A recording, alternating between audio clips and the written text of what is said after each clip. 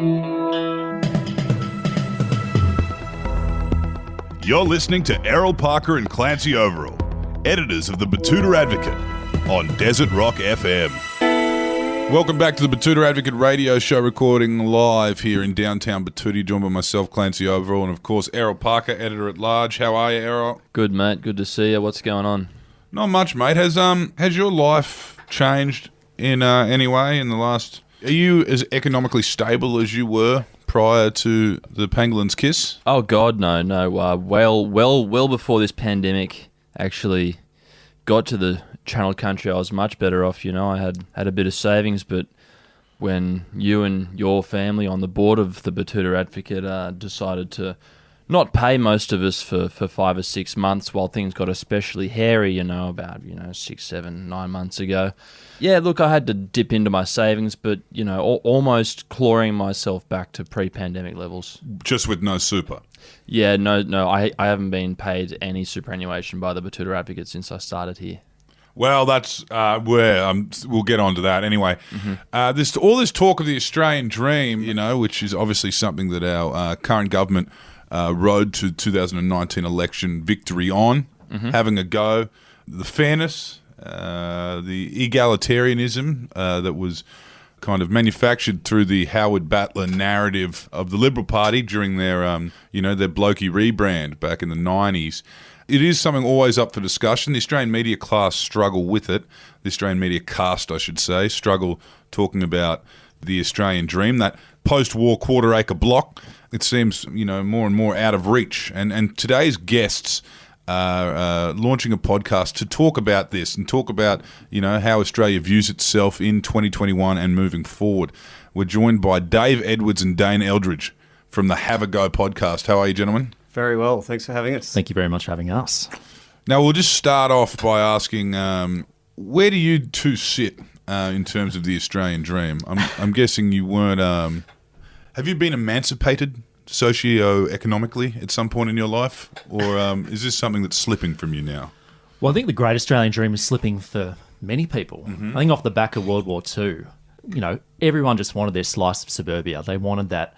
They wanted the backyard, they wanted the hills hoist, the veggie garden. Mm-hmm. And these days, the great Australian dream is just getting away from us. Mm-hmm. I mean, I don't know if the dream these days, look at Sydney. You pay 1.8 for a little two-bedder in Chippendale with a shared courtyard. I mean, that's not the dream. It's not the dream I remember. No, not at all. Is it worth the trivial noise complaints and interest rates? I mean, that's the argument, isn't it? Mm-hmm. I mean, you get the roof over your head, which is always good, but there's so much else that comes with it, and that's what we're going to dive into. Okay. Now, one of you is a white-collar inner-city suburbanite. Try guess which one. Maybe it's the rounded vowels over here, I'm not sure. And one of you is a rural public servant. The best kind. This is a good cross-section of the Australian, Yep. I guess you'd say the deciding voter bloc in Australian politics. We can talk intersectionality all we want, but at the end of the day, it's going to be blokes like you that decide who is Prime Minister. Absolutely. Silent Australians with a podcast. That's right. Covering a big chunk of the Venn diagram. Yeah. So we're well versed. We just want to have a go. I mean, the podcast is about that strange phrase that, Scott Morrison was so fond of trotting out back in 2019. And it was very confusing at the time, that phrase, and particularly if your English was your second language. I mean, what's this bloke on about? Have a go, get a go. But our podcast really does seek to define that. I mean, we just want to have a go. We just want Australia to be a better place. And there's a lot of things to be concerned about at the moment, whether it is the great Australian dream slipping out of reach or, the death of the larrikin, China, the threat of China. There is a lot to be concerned about. We're just two Australians having a go. Yeah, that's right. And I mean, just the term, like you said, I didn't know what he meant when he said have a go, but I just felt uplifted. Mm-hmm. Yeah. But then I looked outside my window and there's, the ABC's getting kicked to the curb. People can't buy their own houses. And I just wondered, how are we going to try and reconcile this? Mm. Yeah. So it's these issues that lie at the heart of the Have a Go podcast. Yeah, look, I mean, we've only got 30 minutes a week. We're time-poor people with families and jobs, but we just think that, look, we're going to give ourselves 30 minutes every week to solve each burning issue facing Australia one by one, whether it is, our treasured ABC, can we get it back to being great again? The great Australian dream, China, big Australia, You know, the relationship with New Zealand. These are the kind of episodes we've already focused on. Yep. Rife parochialism as well. The states just turning on each other when we're supposed to be all in it together. Yep. And it's 30 minutes, and we do guarantee that we do get to the bottom of it as well. Yeah. There'll always Okay. be an answer. So Big Australia is an interesting one because that was definitely a 90s thing. Like that was that Keating era? It was Keating. It was originally, yeah, and then it was reinvigorated by Rudd. Yeah. In the, I think it's It's the a- Intergenerational report. Yeah, you know that's what his name is. Of course it is. One of the yeah. favourite Yeah. reports. Yeah, One of my favourite intergenerational reports. reports. Yeah. Yeah. And I mean, Australia's going to have 36 million people by 2050. Yeah, that's right. And 100 million by the end of the century, apparently. So we've got to figure out what we're doing. I mean, we're going to be working into our 70s and 80s in terms of our age by 2050. I mean, can you imagine being served a coffee by a barista in his 70s? Or getting an induction at Big W from some supervisor who's 84. I mean, that's the future that we're facing. I mean, we want more people. But, for example, I'm still double parked out there on Cleveland Street, Cleveland Road, because I can't get a parking spot. Yeah. So where are we going to fit all these people? Car's still running. Lucy Turnbull's got a few spare rooms at her mansion, but that's not going to solve the issue. I mean, we need to find places for all these people. So you're saying that you know, if you are 84 and still working at Big W, is that a good thing or a bad thing? You know, because like in terms of medical science, if you're not old and fucked until you're 100, you know, just spending the twilight of your professional life giving inductions at Big W, Yeah. is that, you know, does that tie in with, you know, the death of the Australian dream? Depends how you view the Australian dream. I mean, Big W has come along in leaps and bounds It has. lately. They've got a fresh new layout to their stores, low prices. You know, I won't say a bad word about Big W. I'm just saying that we're getting older Right. as a nation. They're owned by Woolworths. What's that, sorry? They're owned by Woolworths. So it's pokey money. Is that Yeah. it? Yeah, okay, Pokey cool. money. That's what the cool. W Cool. stands for. Yeah. they're fucking crooks. Okay. Yeah. Well, I mean, look, if you're 84 Unless and they you're But they sponsor got- the podcast, you know, then they're not. No, Yeah, they're cool. not. Well, I mean, we want a nation of lifters, not leaners, don't we? I mean, that was another catchphrase from back in the day. So That if was you're- hockey. Is that right? Okay, that yeah. was hockey. That was Yeah. the psychotic 2014 budget where Joe Hockey said we want lifters, not leaners. He said people will have to work into their 70s and redirected a lot of money from mental health programs towards public school pastors. And then celebrated with a cigar, I believe. And then Yeah. went over and put his feet up for 4 Yeah, years. man in of the US. people, Joe. So anyway, yeah, just to borrow Joe's saying, you know, if you want to take that path at 84, then so be it. And I think that's what feeds into the fabric of the nation. A big Australia also means very much implanting ourselves in Asia. You can go to Darwin in 2021, and you can see a little bit of what they had planned. It is quite an Asian city. I think there was some ambitions to turn it into a Singapore kind of Hong Kong trade city. Never really got off the ground. That would have been sick. It would have been great. Nice tropical city for people to pull into in between long haul flights. And, you know, Well, way more tourists for the crocs to eat. yes, absolutely. And and the idea of immigration has always played a big part in Australia. Never a big part in the Australian dream, though. You never really hear about your Filipino neighbours in the Australian dream. When you buy that quarter block in Ryde or in Carindale, you never hear about, Jose next door or indeed Dane. I think that the media is the enemy of the great Australian dream. Well, I think that's right. And I think, look, the obsession that we have, particularly with reality TV in the early 2000s, I mean, Scotty Cam, in my book, has a lot of blood on his hands in terms of how he's whipped us up into a frenzy.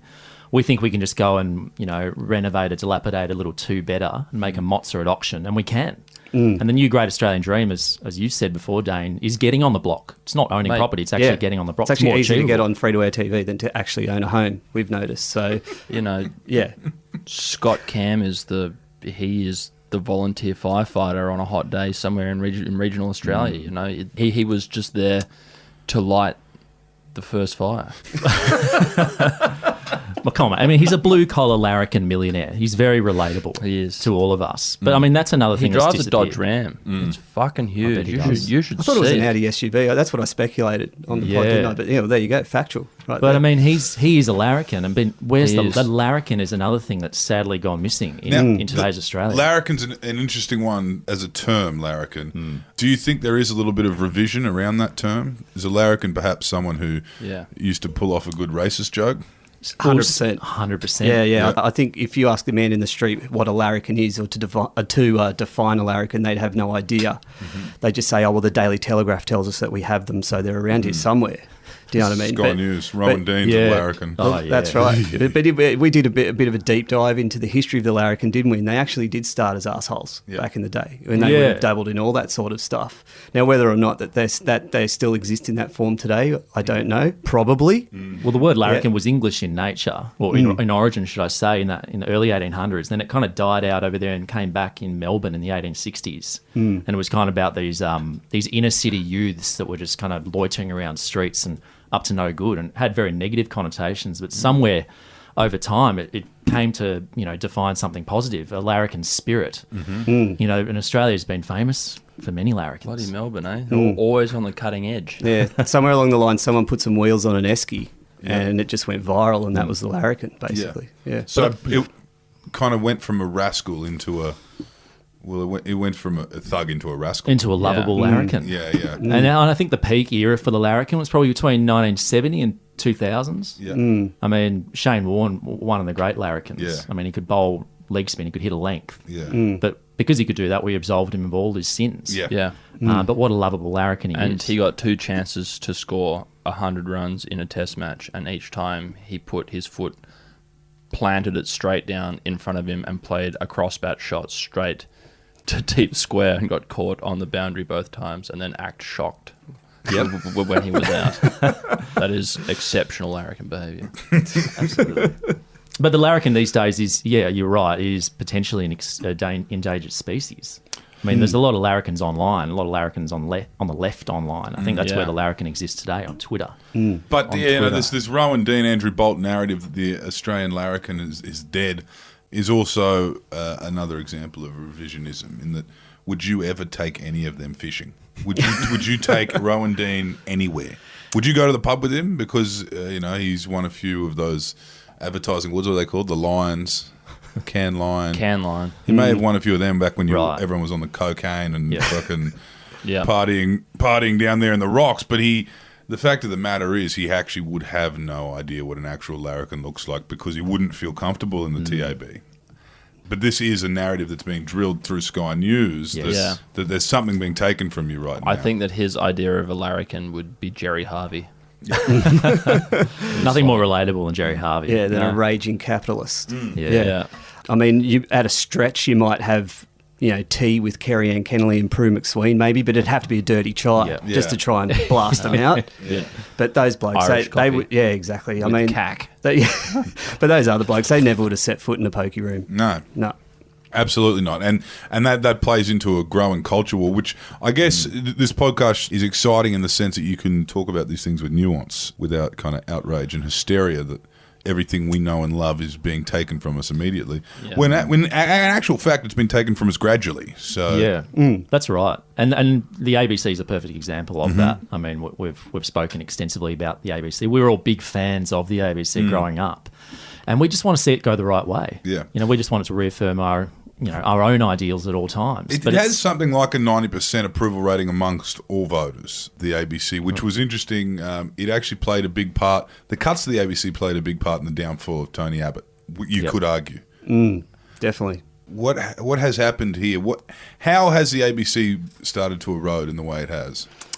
Well, I think Tony's ghost lingers, doesn't it? I mean, he's no longer walking the halls of power, but just the echoes of his disdain for the ABC just remain just in the front and centre in the minds of the ministers there at the moment. I mean, look, like we always say, it's a Conservative government. The ABC is always going to be on the back foot when there's a Conservative government in power, and at the moment they've just got to take the hit, and we just need Labor back in, I guess. So, funnily enough, though, with the ABC, the one thing saving them at this moment would be the National Party. Right. Because they do play such a big part in the bush. Macca on Sunday Arvos. Oh, mate. Macca in the morning. Macca in the morning. Sorry, not more. I've never seen a picture of Macca, and I don't think I want to either. You wouldn't want to, mate. It would ruin. He's not on social. It would ruin the visage I have in my face. I mean, love to know where he lives. I wonder whether he does live in the outback or it would ruin the visage I have in my mind. Right. How do you picture him? Like a Santa Claus type character. Right. I'm picturing just Barry Cassidy like crocodile skin and a Kubra. He strikes me as maybe a lives in Hobart kind of guy. Ah, yeah. Well, or he's a regional Victorian who says very controversial things after a couple of red wines. When Adam Goods is playing.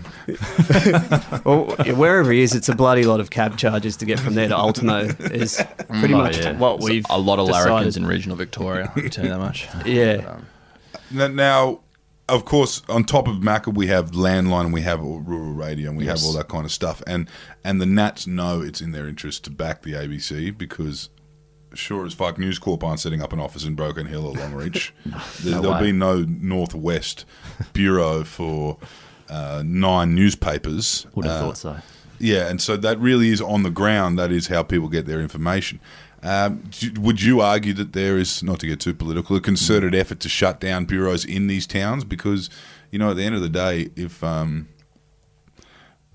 and Bruce from Mount Isa are getting their news from scrambled QAnon Facebook pages, it's probably better for a sitting government. Yeah. So how... I mean, Rhonda and Bruce, they can't relate to the gilded elite from Ultimo. No. I mean, how can they? How could they? Yeah, That's the Main problem. Street of Mount Isa for that off. Actually, the head of the Mount Isa bureau ended up marrying Robbie Catter in the ABC. Every North Queensland girl's dream. Yeah, mate. Oh, yeah. Land yourself a Catter or a cowboy.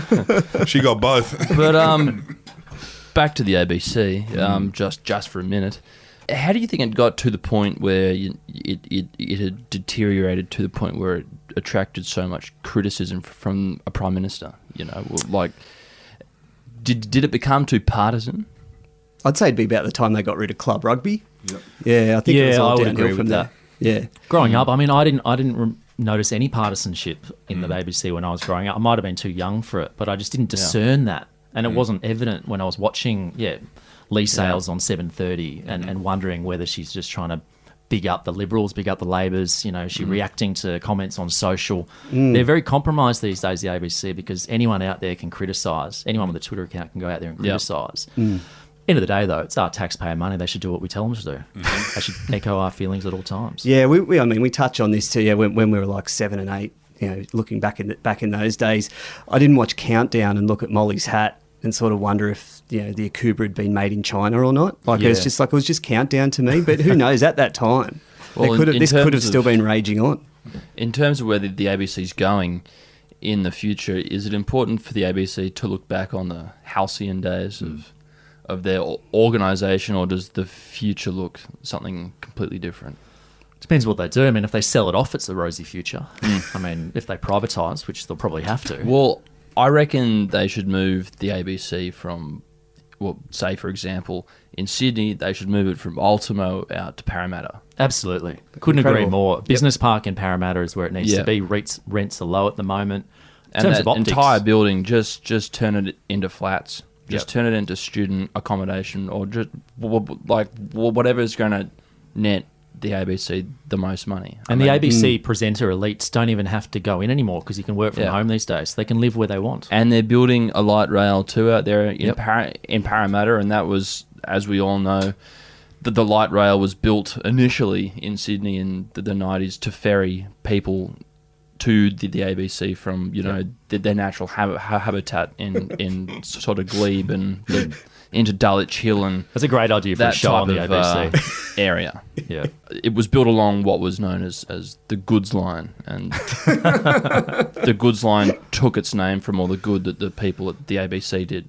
About Adam Goods or... No, just Oh, in right. general. That's what okay. Well, it works two ways, doesn't it? Now, the ABC's funny because in both Melbourne and Brisbane, it's based in the same suburb with the same name, which is South Bank, which is obviously... It's very confusing. It's in South Bank, Melbourne, I think, is all one word. South Bank, Brisbane's two. Yep. You know, they've got a big office there. In Sydney, they've got Ultimo. The problem is Ultimo is HQ, which some would argue is a convenient headquarters because Sydney carries a bit of Melbourne sentiment as well as a bit of Queensland. It's a good middle ground between the two other major centres in Australia. The rest of the country doesn't really matter too much. I guess Victoria can speak for Adelaide and Perth, but the end of the day is there is an issue with the ABC, which I guess isn't very well articulated by the Conservatives who hate it, in that these kids all walk from the same elite selective high schools in inner city Sydney, and then they end up at Sydney Uni, where they drink at the same pubs, and then they end up walking through the front door of the ABC, where they have a job for the next 40 to 50 All within years. 2 Ks of each other. All within 2 Ks a year. Would you argue, on top of your love of the ABC, would you be willing to look through a critical lens at what may have happened to your darling auntie? I prefer to turn a blind eye, frankly. But I'm sure it's a systemic issue of some sort. Yeah, well, I mean, we're talking about the sandstone elites there, aren't we? All the lowercase brigade on Twitter. They're all grouping together. I mean, you and Bit I, of a Dane, takeover, we're really. from different backgrounds. We certainly I are. went to a gilded elite school, and you went to a public school which Asbestos on the roof. Yeah. Well, actually burned down. Yeah. So we are from different backgrounds, and I can safely say, as I watched that school burn, that I was thinking of the ABC and what position it takes in the Australian landscape. But like we touched on, we're coming from the outback there, well, not the outback, but regional Australia, where I had 2 TV channels growing up, only the 2, so 50% of my diet was ABC programming. So that's a tattoo you're not going to sort of wash off real easy, is it? No. Tell me, was the other one Channel 9 for summer cricket, or? It was actually called Mid-State Television, and it was just like a conglomerate of all the best bits of the free-to-air. It was just a little taste of the city. Precursor to the Win Network. Yeah, that's exactly right. Win was the first one after that. that, and then we got Channel 7, and then Channel 10 was last. And then out here we have Impaja in Batuta. Impaja is a bit of a combo of it all too. Yeah. Yes. Sounds amazing. Yeah, it's a hard J though. Impaja. Impaja. Big Brother used to be broadcast at 11 o'clock at night. The old uncut. Anyway, what else are we talking about here in the Have a Go podcast? New Zealand's better than us now. How we're wrangling with that, that's probably a big one, isn't it? We don't want to accept it, and we never will. But when we step away and look at it. That's right. Like the big brother, little brother dynamic, we delve into that a bit between Australia and New Zealand, because New Zealand's on the up these days. Yeah. And, Jacinda Ardern, wonderful leader. She's out there on the front foot lecturing us about China and how we deal with terrorists and on all this kind of stuff. Deporting bikies back to them, deporting bikies back there. No, that have never lived there, one day in their life, but because they never were naturalised Australian citizens, have them back. But New Zealand is the younger brother that you always have to find a job. Otherwise, your mother gets up here, and it's just it's just always there. Yeah. But the aunties love him the most. Please get me a job in the Delhi. He's got 3 degrees, but he's on 35k a year. Yeah, Australia's the big brother who goes to TAFE and he's on 200k. Yeah. Well, I guess what we're out of them. The good parallel could be that Australia is Joey Johns and New Zealand is Matty Johns. But everyone loves Matty more. Yeah, that's the thing. Yeah. New Zealand is Matty. And they love him more. He's charismatic. Yeah. But we've got a legacy. And they don't. Yeah, we've got a ring, premiership ring. And they've just got like half a media monopoly. too. Yeah. I don't know. We need to do something about it. I mean, that's what the podcast is about, solutions. And we've just got to sort this out, I think. I mean, we've got to recapture that dominance over New Zealand. Yep. We're not one of those 12-part crime series where we just leave you hanging with no new evidence at the end. We promise you there will be findings and there will be outcomes. And it's the same thing with China as well. I mean, the China-Australia dynamic, that's very, very concerning. I mean, we're of the opinion on the Have a Go podcast that we're going to be in a war with China very shortly. Right. And we need to figure out what to do. I mean, first things first, we got rid of all our guns. I mean, John Howard did that great move after Port Arthur. But, to be fair, it hasn't been a massacre since. When China turns up on our doorstep, we haven't got any guns. What are we going to do? We will coward punch them in the street in front of pubs. But we'll be in bed by 10 p.m. anyway. So we don't Well, maybe that's a problem. before that happens, we need to install another Chinese spy as our prime minister. Yeah. Yeah, that'll be good, actually. Well, bringing Kevin Rudd back is one suggestion. I felt real good about that when he was speaking Mandarin at conferences. I was talking about Malcolm 2.0. Turnbull. We Sorry. too. But we're also very worried about conscription. Yep. What's going to happen if we do get boots on the ground. There's going to be a real big problem if the young people of today are called into war against their will. And we just run through a few scenarios about what it would be like to, go over the top with a Big Brother contestant. Yeah. You know what I mean? Or Well, history could repeat itself, because if we do go to China, the government could say, well, when you come back, we'll give you a house in Sydney or another capital city. A bit like how Maroubra was invented. Yeah, you come back from war, you're given your parcel of land. Yeah. That could be quite a progressive and clever way to get young people So into our the land? property market. Where are we going to, what land? Just Crown land? No, we'll just take it from farmers like we did last time. Oh, okay. Or boomers. Yeah. Yeah. They got spare. That's Yeah. a great idea. Yeah, actually, it's really good. Yeah. Well, property dictates everything. It dictates our lives completely. So if I knew that I was going to come back Yeah. from war with a bit of property, I'd be up for it. Yep. Definitely. The soldier settlement camp at Malabar. And you know, all these boomers now who are used to having everything handed to them should, you know, get used to having things taken away from them just as easily. Sounds easy, mate. It's either Better taken, than- you know, they're going to have the house taken away from you either by, you know, a young person or a Chinese soldier. Which one do you want? Yeah. It's better than going toe-to-toe with an investment banker at an auction on Saturday. Might as well just go to war with China. Yeah. Take my chances. Or a 17-year-old foreign uni student. Yeah. Yeah. Pay over $5 million, we'll get immediate visas for the entire family. Anyway. While, you know, the Aussie battler is taking everything out of him not to get in his Ford Ranger and just drive through that crowded auction site and just keep going, you know, because it's just With a piccolo it's in one hand. It's, I hope he's got the mud guards on the another Raptor. It's another auction that he's been fucking boomered at, and you know, these people who are just out there trying to make a go of it, just getting You reckon that's the next trampled. domestic terrorism attack? Yeah, low-tech- on low-tech. auctions on a Saturday. Low-tech terrorism in the Raptor. Yeah, Get some and also bollards as up well, around it's the a inner Ford west. Ranger or Ford Raptor that you had to pay with 27% interest as well. So you only probably had done like 2 payments on it. Yeah, It's a Ford Ranger on a Chattel mortgage. yeah, that's right. And just lastly, on that note, what is your dream car? Dream car. Wow, What a okay. question. Well, What do you go my first? first ever car was a brown Gemini in 1978, which needed to be push started every time I had to drive it. I think it had 3 cylinders. Ooh, Yeah. damn. Yeah. I mean, it barely got me from A to B, but the ladies loved it. So you know, if we could get some kind of redo on that, a rebranding for the modern day, then why not a brown Gemini? It has to be brown.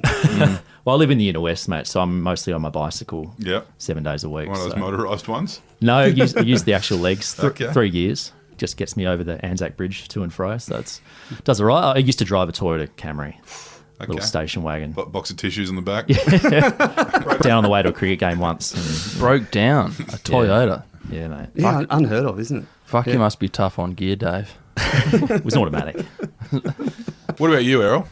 My dream car, be a Rover 75.